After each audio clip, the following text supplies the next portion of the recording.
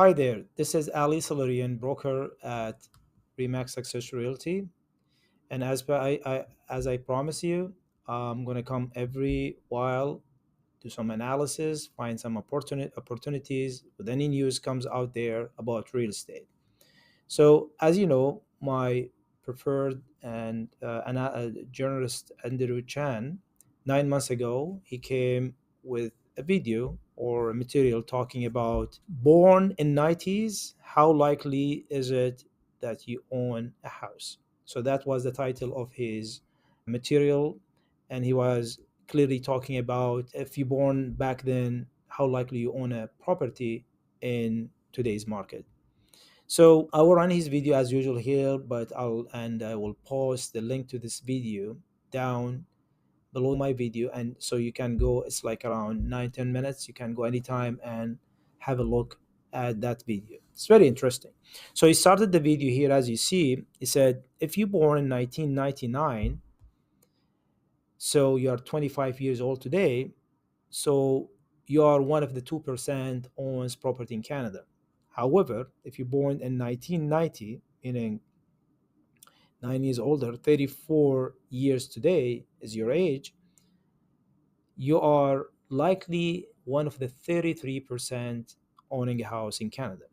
So this basically tells us that the older you are, the more likely you own a house. And the reason why is very simple and common sense is the more you have a chance to work and make money, whether yourself and your spouse or partner, then you save more money and you get into real estate. I mean, buy a house for yourself. So that is one thing he was talking about. And then he said, who owns a home in Canada? So he came with the statistics, and it shows like 15.5%, which is one out of seven Canadian, they own a home. Okay, since 20, that was in 2021. That's what the statistics said. And again, he mentioned that the older you are, the more likely you have. Now, the reason behind this is he wanted to prove the concept is that without parents support, it gets harder and harder to own a property in Canada nowadays, and based on the age details he was talking about. So he put some more information here, and he said house prices. So in 2018, they were below 500 at 488,000. In 2020, which is before the pandemic, was at 567. However, 2022, which is during the peak after the pandemic, it gone to 700,000, which is a big jump here if you compare it to the previous price level. Now, so he tries to explain is then you need more money and for the down payment because you got more expensive property, which is the case today. And most of the people are talking about with anyone I said, they say, I can't imagine my kids being able, with the prices we see, to own a property while the income is not growing that much comparing to the house prices in Canada. Now, he came down here. You see, always in the video, he's talking about my previous point. He came later on down and start to talk about if your parents. So the point here is that to show that you really need help if you're born in 1999 all the way to 1990, help from your parent in order to arrange for a down payment and get a place. So he said if your parents, as per statistics, own 0% zero properties, there is 8% chance to own a property. If your parents own 1%, there is 17.4% chance to own a property. And if they own two or more, there's 24% chance to own a property. This is for those people born in 1990, which is 34 years old. Now, then he moved into gifts because parents got to help you. And he came with some, I think, statistics by CIBC, I believe, says in 2015, 20% of the home buyers, they got their deposits from their parents. I mean, when I say home buyers, within the age range which is born after 1990. In 2022, it jumped by 8%. So from 20%, it went to 28% in just a matter of 6 years.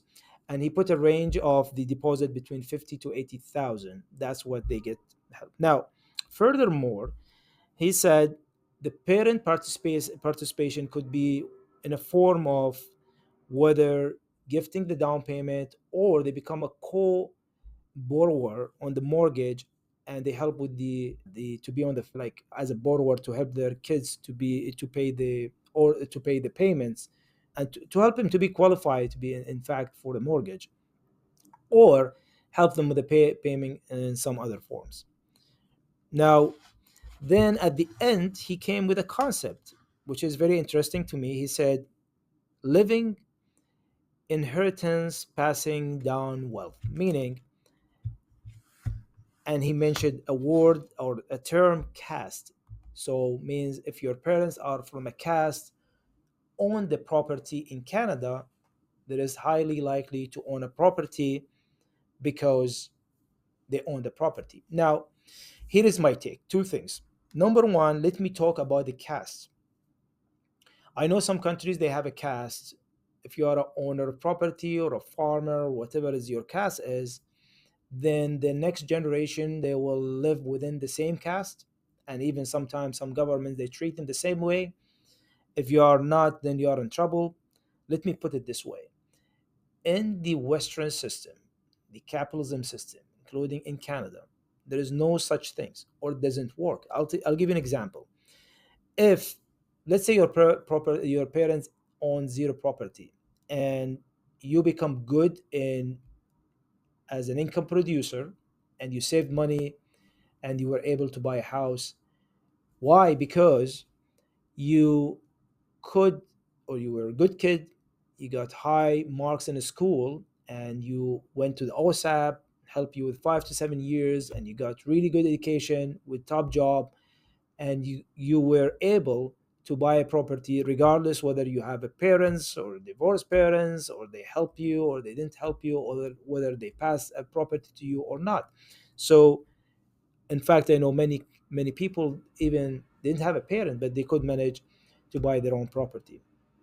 So the capitalism system eliminate the caste, what he was talking about, in my opinion. So in my opinion, it's irrelative, and as although he said it's based on a study, but I personally don't believe in it. The second point is I went is to do with the price growth of the property, which is, here is where is the opportunity. I went to our everyone is close and best friend, which is ChatGPT, and I asked about the price growth from 1990 all the way to 2024. It gave me, based on a scale of 100, it grew from 100 to 100 to 650, from 100 to 650 in 34 years, which is in his example, he said if you born 1990, that is 6.5 times. Meaning, if you bought something for million, 100,000, multiply it by 6.5 or 7 times. So 1 million is 7 million, 100,000 is 600,000 in a course of 34 years. So definitely, I would say, I mean, regardless how much cost you buried, cost of interest, cost of maintenance, renovation, everything, but it's really, really good investment. It goes 6.5, 7 times. Now, I know some of you will come and say, how about if you get bad tenants and all of this, don't pay, you go to the, through the system, which is not that friendly to the landlord, unfortunately, and all of that. What to do with that property? We cannot keep it empty. There is a vacancy tax in Toronto. In fact, I would say I will come with soon with another episode talking about how to secure your investment property and you avoid getting into a problem. There are many insurance companies in Canada, as in other markets, they do they screen and do background check on the tenants and they insure them and they take care of non-payment in case of this happen, or even legal fees and other expenses. So bear in mind there are solutions, but unfortunately most of the people are not aware of that, and they try to be property manager, they try to be play a role of the screening and everything, then they get emotion or whatever, and they and this is what happened to them. So there is a solution about that, and definitely we can help. Now let's put it this way. In my opinion, you have to plan your real estate. You have to plan. I'm not here in a position to give you an advice about how you plan your kids' future, but I'm talking about real estate part of it. So if you own a house or you don't own a house, at least you need another property, in my opinion, if you can buy one, or maybe two. So if you have one kids, one property, two kids, two property, that's ideal. Worst case scenario, count your property as a property. So if you have one kid, you have a property for them. If you have two kids, so you have to have your property and additional one for investment. Why? Because of the reason I just mentioned and because of the stats, right? So imagine the kids in the future, let's say 20, 30, whatever years from now, they have a plan. I know many of you will say, oh, they might go to the east, north, west of the country, we don't know, or maybe somewhere else. That's true, but they have multiple options. Option number one, to refinance that property and get some cash out, maybe pay for their education or pay for the expenses, or in marriage, whatever. Option number two is to live in that property if they are within, where the property is located, do some renovation, live there.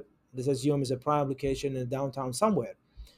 Option number three is to dispose, I mean, liquidate that assets, sell that property, take the cash and move it somewhere else, and maybe buy a new property and all that. But look at the inflation over years is not going to be a problem at all, and you're going to leave them with something, as Andrew said, inheritance, and you secure their future. Now,